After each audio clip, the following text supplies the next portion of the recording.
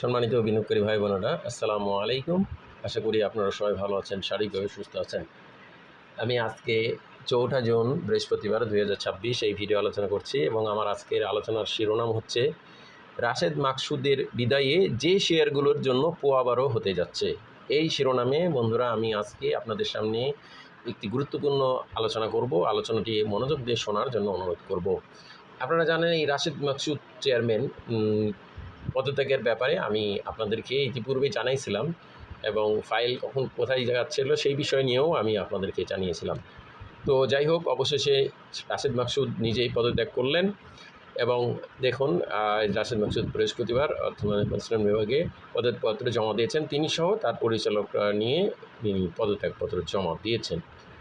তো বন্ধুরা, আমি আজকে যে আলোচনাটা করতে চাই যে এই যে পদত্যাগ করলেন উনি, পদত্যাগের ফলে যে শেয়ারগুলোতে পুনর্বার হতে যাচ্ছে সেই বিষয়ে আলোচনার পূর্বে আমি সামান্য 2-3টি কথা বলতে চাই যে ইনি চেয়ারম্যান সাহেব ছিলেন, ইনি যে রাশেদ মাকসুদ, ইনি কিন্তু যে সংস্কার নামে বিনিয়োগকারীদের ক্ষতি করছেন এটা কিন্তু সকলেই বিনিয়োগকারী জানে এবং ইনারপুরে ডিএসসি থেকে শুরু করে সকল প্রতিষ্ঠানিক মার্চেন্ট ব্যাংক ইনস্টিটিউট সকলেই কিন্তু বিরক্ত ছিলেন।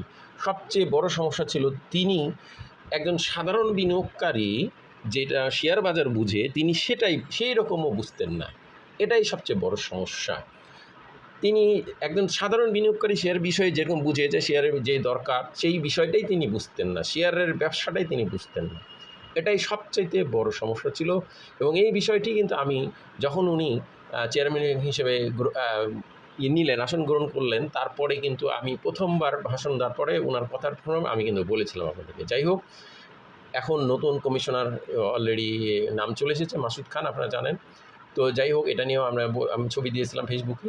তো আসলে সমস্যাটা কোন জায়গায় ছিল? সমস্যাটা হলো ইনি সংস্কারের নামে যেই বিষয়গুলো উনি করছিলেন, সংস্কার দরকার আছে, কিন্তু উনি সংস্কারের নামে যেসব মার্কেটের প্রাণ, যারা মার্কেটে শেয়ারের দাম বাড়ানো বা স্মার্ট মানি বিনিয়োগ করে, এরকম বড় বড় অ্যাকাউন্টদের উনি অ্যাকাউন্টগুলো ফ্রিজ করছিলেন, যেটা অনেক বিনিয়োগকারী থেকে, অনেক প্রতিষ্ঠান এবং ডিএসসি থেকেও যেটা নিষেধ করা হয়েছিল, কিন্তু তা সত্ত্বেও তিনি ফ্রিজ করেছিলেন অনেক অ্যাকাউন্ট।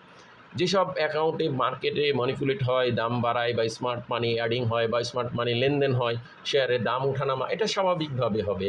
শেয়ারে বিনিয়োগ করা যারা করে তারা তো লাভের জন্যই করে। তো এইটা উনি কাজ করছিলেন, যেটা একেবারে শেয়ার বাজারে, ইন্টারন্যাশনাল বাজার বলেন, যে বাজারে বলেন, এটা একেবারে ভুল সিদ্ধান্ত ছিল।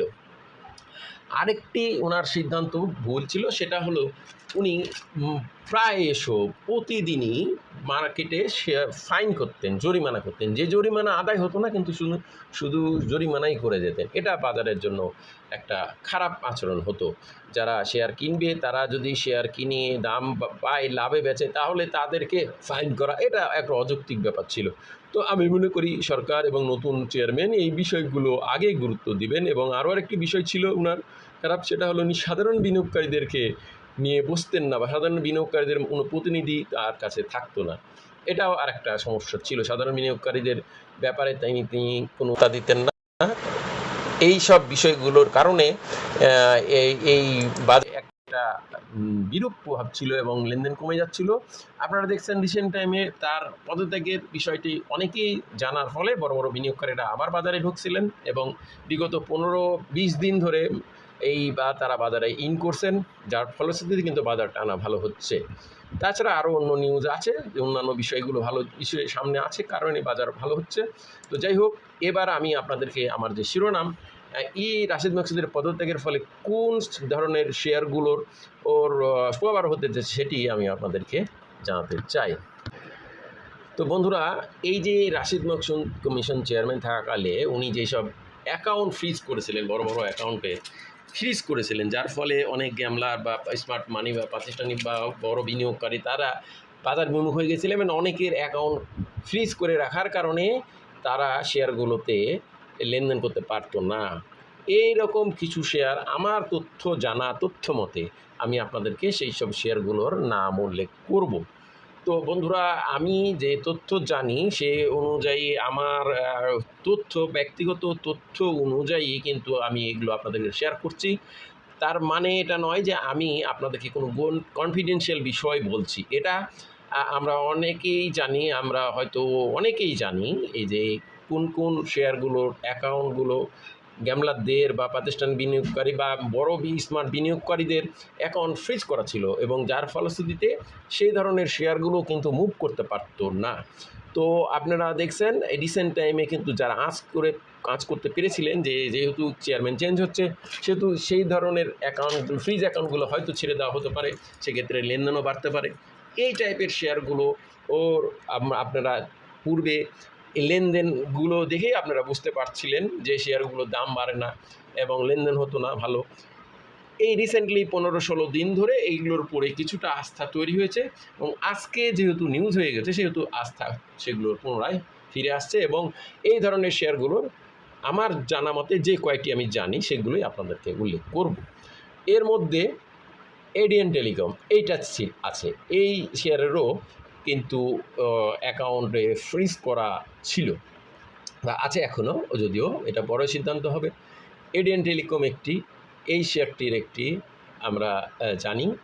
এরপর দ্বিতীয় যে শেয়ারটি সেন্ট্রাল ইন্স্যুরেন্স, এগুলো কিন্তু আমার জানা তথ্য মতো আপনাদের বলছি। সেন্ট্রাল ইন্স্যুরেন্স এটারও এই অ্যাকাউন্টে যারা গ্যামলার বা ম্যানিপুলেশন বা স্মার্ট মানির ফান্ড কিন্তু ফ্রিজ করা আছে। এডিএন টেলিকম, সেন্ট্রাল ইন্স্যুরেন্স, এরপর ইএইচএল ইস্টার্ন হাউজিং, এটারও একই অবস্থান। এই শেয়ারটিরও আমার জানা মতে, আমার কাছে জানা তথ্য মতে ইএইচএলেরও অ্যাকাউন্টে ফ্রিজ করা ছিল। তো আপনারা জানেন এই যে রিসেন্ট টাইমে যে এইগুলো শেয়ারের কদিন ধরে এই যে ভালো খবর আসার পূর্বে তারা যারা জানতেন, ফলে শ্রুতিতে এই শেয়ারগুলোর দাম বাড়ছে, আপনারা দেখছেন। তারপরে আরেকটি শেয়ার সবচেয়ে বেশি ক্ষতিগ্রস্ত বিনিয়োগকারীরা, সেটা হলো যে খান ব্রাদার্স। এই শেয়ারটিরও বড় পরিমাণ ফান্ড কিন্তু ফ্রিজ করা আছে। এটা আমার জানা তথ্য, আমি আবারও বলছি আমার জানা তথ্য মতে, আমার হয়তো ভুল হতে পারে, কিন্তু আমি যেগুলো জানি সেগুলোই আপনাদেরকে প্রকাশ করছি। আপনারা অলরেডি এগুলোতে প্রমাণ দেখছেন যে শেয়ারগুলো অনেক দিন ধরে প্রাইস আপ হয় না, অনেক দিন ধরে অন্যান্য শেয়ার বাড়লেও সেটা বাড়ে না। আপনারা দেখেছেন সেন্ট্রালও একই কাহিনি বিষয়, আপনারা দেখছেন এই এডিএন টেলিকমও একই কাহিনি। আপনারা অলরেডি প্রমাণ পাচ্ছেন, হ্যাঁ এগুলো আমি যেগুলো বলছি এগুলোর বিষয়টা এরকমই ছিল, অন্যান্য শেয়ারগুলো বাড়লো, এই শেয়ারগুলো বেড়েছিল না। তো এই রকম বিষয়। এরপরে আরও যে শেয়ারগুলো আছে তার মধ্যে নামানা ফার্মা, এই নামানা ফার্মারও তাই। আপনারা রিসেন্ট টাইমে দেখছেন কিছুদিন ধরে এই শেয়ারগুলোর প্রাইস ইনক্রিজ করছে, এটারও অনেক দিন স্থমিত ছিল।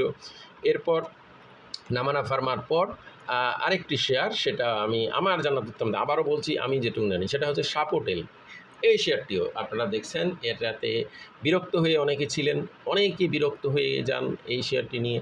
তো আমি এই যে কয়টি শেয়ারের সম্বন্ধে জানি যে এইগুলোর ফান্ড ফ্রিজ করা ছিল, স্মার্ট মানির ফান্ডগুলো, সেগুলোর জন্য এখন পোয়াবারও হতে যাচ্ছে। আরও শেয়ার থাকতে পারে, আমি সেগুলো জানি না, আমি যেটুকুনি জানি সেইগুলোই বললাম। তো বন্ধুরা ধন্যবাদ। আমার জানা আলোচনা, আজকের আলোচনা কাউকে বাই বা সেল করার উৎসাহিত নিষেধিত করা নাই, শুধুমাত্র শেয়ারগুলো অবস্থা জানানো, বোঝানোর ধারাবাহিক আলোচনায় চালান থেকে বাই সেল করবেন, নিজে জেনে শুনে নিজ আলোচনা বুঝে বাই সেল করবেন, এই আলোচনা দেখে নয়। আজকে এই পর্যন্ত, সবাই ভালো থাকুন, সুস্থ থাকুন, আসসালামু আলাইকুম।